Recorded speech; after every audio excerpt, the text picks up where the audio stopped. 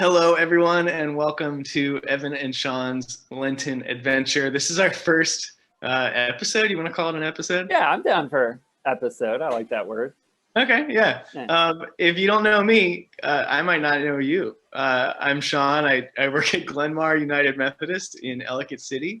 That's in Maryland. So we're like state neighbors. And if you don't know me, my name is Evan Lehman. I work at Supplee Presbyterian Church. That's in Maple Glen, Pennsylvania. So we're right out like 20 minutes outside of Philadelphia. Evan, how do we know each other? How do we know each other? So we know each other from college.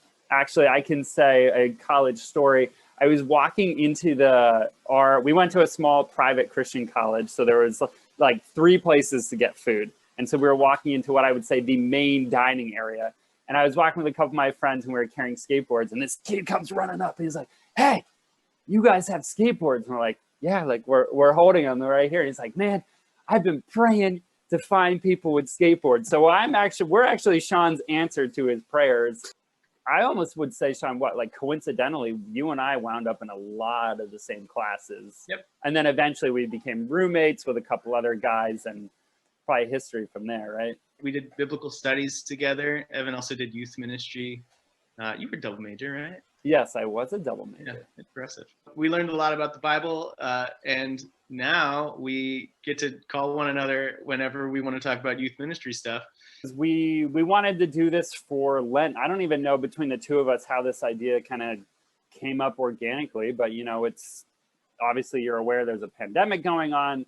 Lent's coming up, and Lent, is this big season in the church. And so we're like, let's put something together that we can do both at your church and at our church. Yeah, Lent is something I didn't do growing up. Did you, Evan? Was Lent a thing at your church? It was there at our church, but it was never like explained. Like you were just supposed to understand what Lent was. And so like my mom and dad didn't do Lent. So it was just like, what is this thing that other people are talking about on a Sunday morning? So no, I'm going to say no, we didn't do Lent, even though it was kind of there. Yeah, same. My church, we didn't do Lent. No one said why. And I kind of received that as like, oh, we're not a legalistic church. We're like free Jesus people. We don't need to love God. And I thought that was kind of cool at the time, but now I realize I was missing out on a lot. Not just like for my own spiritual development, but participating in the life of the church for the last thousands of years. So you get to kind of tap into this ancient tradition that connects you to God in a cool way. Every week in these videos, we're going to be talking about kind of our Lenten discipline as we go. And really, I think we'll be focusing on different prayer methods that are talked about in the kit, how we're able to integrate those into our lives, what God might be teaching us, what we find challenging, all of those things. Yeah, I'm really excited to do this kit along with you guys. And what I'm excited about is that the kit, Sean touched on, it has a lot of activities. And I think that partially, something like Lent or sometimes just Christianity, it feels very mental and it stays up here and it never gets into your life, where the Lent box or kit or whatever package you're getting it, even if you're getting it digitally, has very hands-on stuff. So I want to encourage you to participate that and not pull it out and be like, oh, I have to do this. But it's like, no, do those hands-on bodily experiences as part of your faith. All ages are getting kind of the same kit, but just because your little sibling who's in middle school or who's in elementary school is looking at the same kind of pack that you are with the same sort of devotionals, don't think it's for babies. Don't think it's for little kids, because this is one of those weird things like Toy Story that's for everyone, right? Everybody can get into it and get a lot from it. Because and same again, like if your parents are doing it or grandma's doing it, it's still also for you. And I love that. That's the power of Lent, I would say. We were talking essentially of, does Lent have to be something that you give up or not? And this is something like I literally have been reflecting on this all week. And like, I'm leaning towards the yes column in of like, I think And this is just, I tell, if you're a youth group student at Simply, you've heard this a million times, but I call them Evanisms, where these are not from the Bible, they're not from God, they're from Evan, they're nothing, don't put your whole life in them. But I think an Evanism that's been bothering me too much is I think lately we think that we're the smartest people ever in human history and we know best. And you see that in all like this disruptions of like traditions. Like this is a weak example, but it's the first one coming to my head. Like weddings were always on Saturdays and they were very traditional. Now you can go to a wedding on a Thursday because we're like, we can break all these traditions and do stuff differently. And like, yeah, it doesn't really matter when it's like a wedding or something, but when it's like something like Lent, where like Sean has said, the church has been doing this for thousands of years. So for us to come along in our arrogance and say, we know the right way to do Lent, and actually it should be this because this is America and we're doing what's trendy. Like, I actually disagree. And I think other years I encouraged kids to maybe do Lent in different ways, but I'm recanting of that. So I do actually think Lent should be a giving up, because it's, and I think, again, it shouldn't be like a bad habit where it's like you're trying to lose weight or stop cussing or whatever. It's give up something that you love because you want to be uncomfortable the way that you should be longing for Jesus and longing for Easter. Like we're supposed to be uncomfortable in this world and longing for Jesus to come back. And I think in order to get that discomfort, you have to give up something that you like. So I don't know, you can agree or disagree. What do you think? Do you think it's about giving up or no?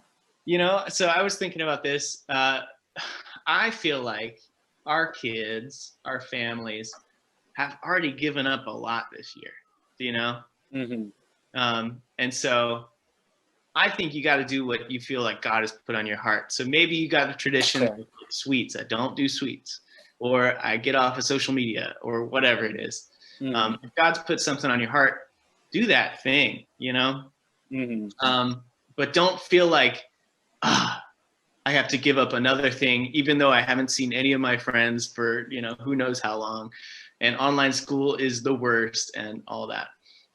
You know, maybe God's put on your heart to take up a Lenten discipline. So maybe that's something that you can do through this kit where you're going to commit to praying in a different way every week. You know, maybe it's committing to a devotional or something like that. Mm-hmm. Whatever God's putting on your heart, don't limit it to what you need to give up, is what I would say. Fair. We can, yeah, no, I mean, you're putting it better than I am, but gotcha. I like that. Yeah, I agree with you. I think we should lean into that of like what God is leading you and directing you to do.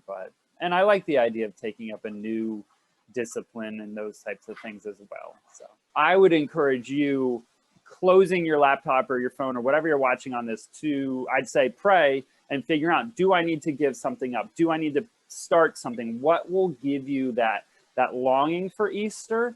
And I would say also set something realistic, because Lent is 40 days. Make it something that is doable, obtainable, but also something that will stretch and grow you. Like you can't, I mean, a student cracked me up years ago. I've never forgotten this. One of the youth group kids, he was a sixth grader at the time, and he's one of our seniors. And I was like, so what'd you give up? And he's like, I gave up reading the Bible. I didn't do it anyways. And I was like, oh my gosh, but it was funny, but it was terrible and all of those things. So I think, yeah, find something that'll stretch you and have that in mind. I would say before Ash Wednesday. And even if you're seeing this after Ash Wednesday, it's not too late. Yes, I agree with that. Figured something out that you're going to give up or take on, or whatever your Lenten time is going to be. It is not too late. The boat hasn't left the station. Is it a station or a dock? Train. Boats can leave anything, I'm going to say. But I think that's the best thing you just said. And also, I know when I do Lent, if I'm on like day 26 and whatever I was giving up, I blow it. Like, let's just say I eat that cookie. I'm like, well, there goes the other 14 days of Lent. Like, don't do that either. Like, it's not, there is a ton of grace in this as well. So I think that's the perfect thing to end with, Sean, that like, it's never too late to start, never too late to start over, all that good stuff. So thanks for watching, and we will be back with another video next week. Get your hands on a kit, and then let's get going. All right, Evan, this has been an excellent time of Lenten adventure. All right. Talk to you later, man. Peace.